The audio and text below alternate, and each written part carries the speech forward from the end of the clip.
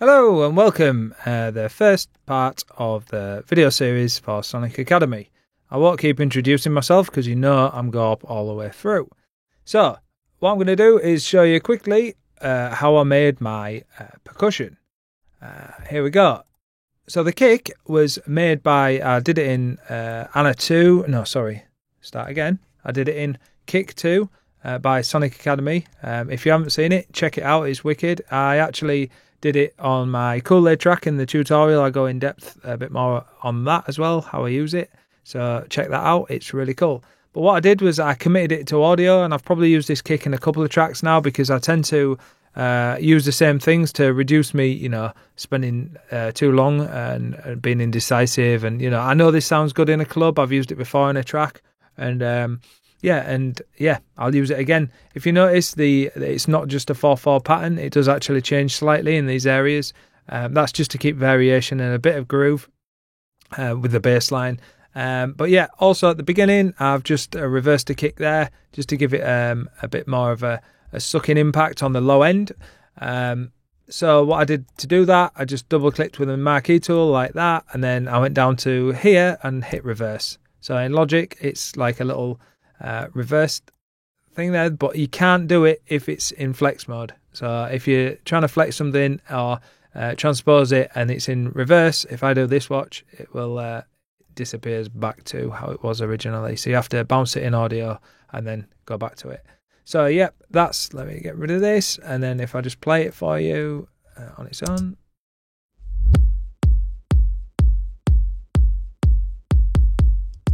So you can hear that it's just got like some double kicks at the end, which I probably made using just getting the audio and just putting it down the channel like this, and then adding extra sections like that, and then just going like that, and just adding little bits in, just so it it adds some variance. As you can see on that one, I've probably gone like that there as well. So yeah, that's how I make my kick grooves. And then I go over to if I highlight it and then go over to here, you can quantize your audio there. You see that one's slightly shuffled, but so then you can quantize it to whatever you like. If you wanted it a different swing, or if you wanted it in a triplet, or it's really handy to get groove sometimes.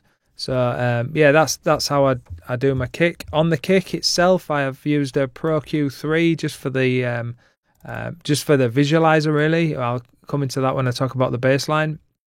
At the beginning, I've also got a kick there. If you notice the second channel down, I always have that so I can adjust my levels or process that differently. And I think on that one, I should have a cut at around 50, and then when it drops in here, it has a cut of 28.734.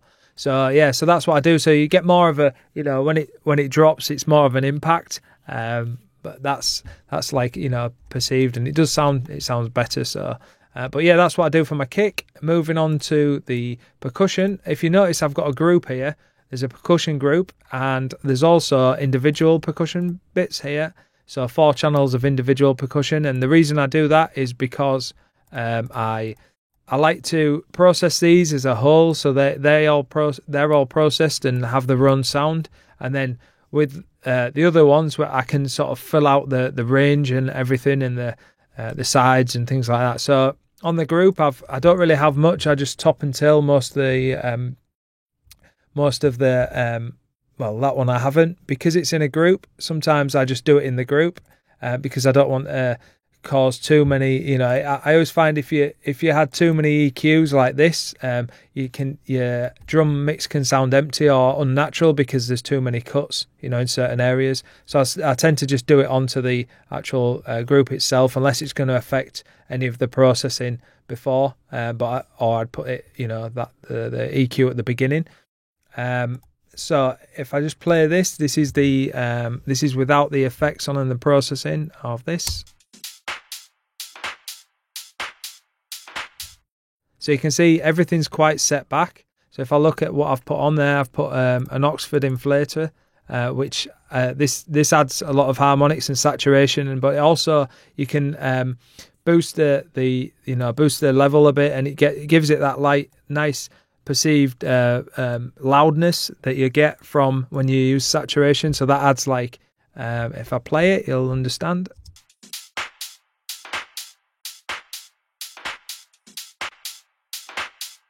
It really brings out the reverbs. And then on this one, I use this all the time on most of my drums. It's a UAD plugin. It's called the Fatso by Empirical Labs.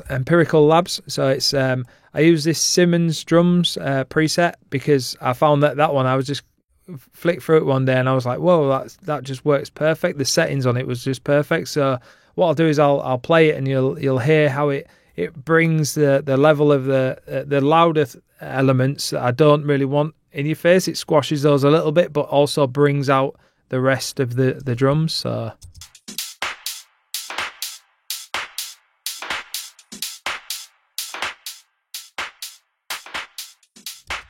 you see how it brings everything up, and then but also pushes the things that are too forward back. So that's a really handy plugin I use quite a lot, especially on my drums. I don't tend to do too much sometimes on my drums. I just tend to keep them clean and just make sure that they're really punchy. Then after that was an EQ. I'm not sure why I put it there in the chain, but it obviously there's a reason for it. I probably should have put it there, but the way it's working the gain reduction on this compressor, I'll leave it as it is. And then on the end I just put FabFilter Pro L limiter, just to take away the transient spikes off, push them down so it's not as and also bring it glues it together a little bit as well, with an output of -1 dB. So if I turn that on, you'll hear, and this is the group percussion group as a whole, group 1.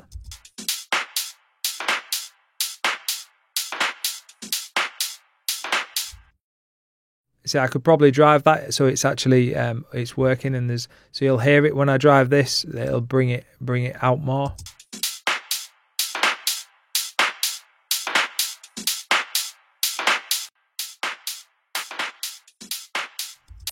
I mean, it is bringing the volume up, which I intended it to do. So, but yeah, you just got to be careful because sometimes volume doesn't always necessarily mean it's sounding better.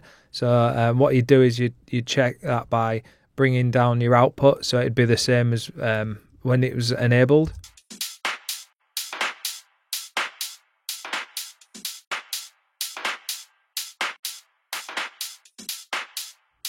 But you can hear how it's just bringing everything together, all the little small sounds in that. So that's basically all I did on the drum side was use those on the percussion. Let me just get rid of those.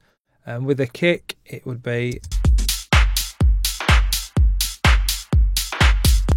You can hear on this one the verbed clap. It's I've actually put a decapitator on it just to give it some a bit of a bite. I tend to use a lot of saturation. I never used to do. I didn't really understand it. I used to think saturation was like for bit crushing or just smashing things to bits so it destroyed like a distortion would. But I've really got into it. It's like free volume, because it's the way it works with perceived loudness in the human ear. So I've just put this on the reverbed clap.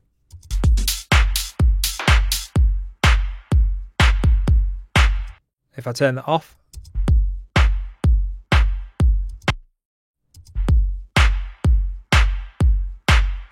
it just gives it a bit of attitude and it spanks it, Right, so let me just solo that. And then in here we've got, these are individual elements. So if I look at, like say the hat, for example, I use Saturn on the hat. Saturn's a great saturator. It's also an EQ, and also it isolates certain bands. So on this one, it looks like I've isolated the higher bands here. So if I listen to this on its own, and without the saturator on it, without Saturn on it, and you can hear how it's really harsh in a certain area. So what I've done is all you do is click in here. And you can create the bands within this, and it's great. This This, I use it quite a lot for a lot of things. Just go to that. So I've created this band here from 3,500 to 7.8, and then what I've done is, looking at it, if you click on each one, you get an option down here to actually EQ it. And if on the top band, I've brought that presence down by about 14, so that really brings down the harshness. If you listen to this,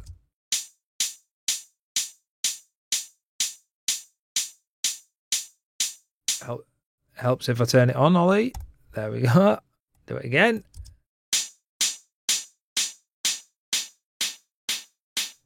So you can see the waveforms actually changed, and I've got a full warm tube, 100% saturation on it. So it's great, this, because you can isolate the areas that's problematic. So around here, I know that there's that really harsh. I mean, if I this one, turn it off so it's not enabled.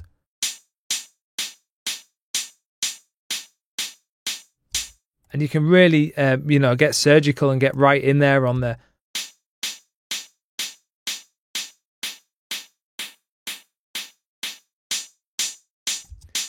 So it's like an EQ with a massive difference. It's really good. And also you can with this you can select all your different your different types of tubes or tapes, your different type of saturation, and then you can also mix it if you wanted to use it to. You just change your mix level. So it was not 100%, you put it on, say, 50, and then it's like parallel processing it, which is really good. And one thing I did learn from someone a couple of years ago was this is great as well for isolating things. So if I didn't want any of this down here, I could turn the saturation off, so there's only saturation in this area, or I could just have that muted. So then if you listen to this, it's only this area. It's only the area there. It's great. It's a great little tool. All the FabFilter stuff's great, and I'll probably be praising it all the way through this video. But yeah, there's that. And then my top loop, I've just put that through another Saturn. Looks like I've just let's have a look at that. Yeah, I've taken a bit of the lows out, a bit of the tops out, and then I've 100% warm tubed it. That's probably to make it really crunchy, because looking at this, I've put it into the UAD Vertigo, which I use quite a lot, which is great for adding harmonics in the sides. So you've got your in this section here, you've got your mono signal, and then in here you've got your sides. So I covered this in the other tutorial for Sonic Academy on the Kool-Aid, how I use it for my drum, my kick drum. Sometimes if I want that really boxy, like broken speaker sound, I use this. But that's normally in the second harmonic area on the monos, but this time I've used it for the top loop to give it that grittiness in the sides, just so that when I've got that really dry, apart from the reverb, but I've got that really dry percussion going on, and then I've also got this going on.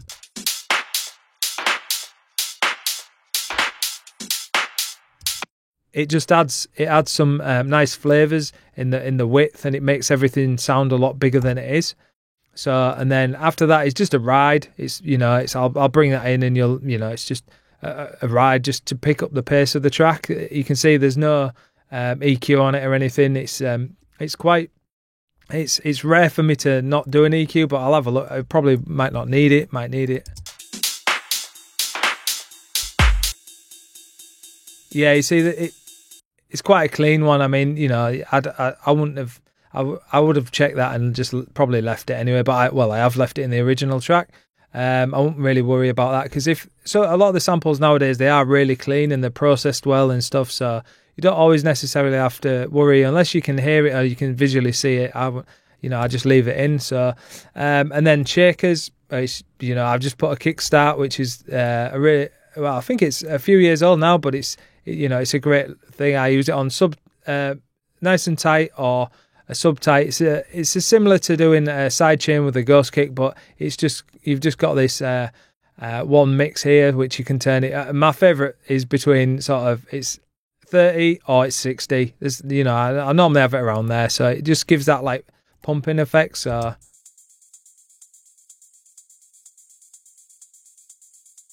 I'll do it drastically. Yeah, so I've just put that on there, and then that's the whole percussion, but together collectively they sound like this with with all those, with everything going on, it sounds like this.